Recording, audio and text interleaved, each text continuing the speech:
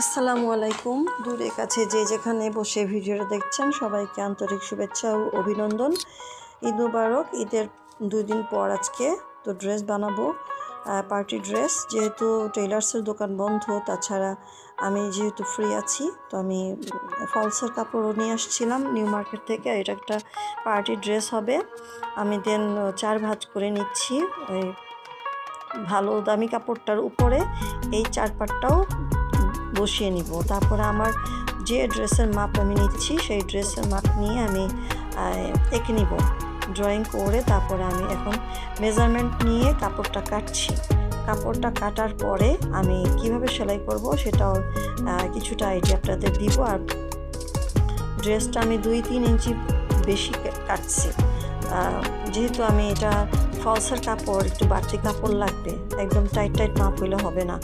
আপনি তো বড় সাইজের জামা আপনি চাপায় নিতে পারবেন না। এখানে গলাটা একটু 2 ইঞ্চি ডিপ করে কেটে নিয়েছি এবং হাতের বগলটাও আধা ইঞ্চি ডিপ করে কেটে নিতে হয় সামনের পার্টে।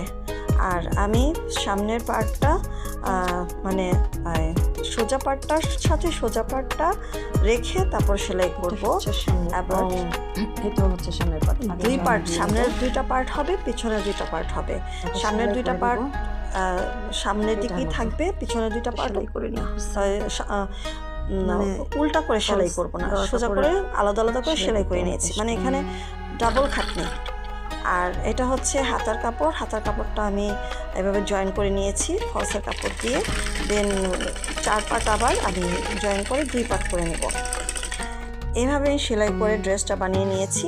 যদি আপনাদের কাছে দেখতে ভালো লাগে অবশ্যই লাইক দিবেন, কমেন্ট করবেন এবং পাশে থাকবেন। এরকম করে ডিজাইন করে ড্রেস বানাবেন। আপনি চাঁদনী চক নিউ মার্কেটে এই গজগুলো পাবেন অ্যাভেলেবেল প্রাইসে। আপনি দামাদামি করবেন। 800 টাকা গজ চাইছে এই জামাগুলার কাপড়, তো আমি দামাদামি করে নিয়ে আসছি যতটুকু কমাতে পারছি।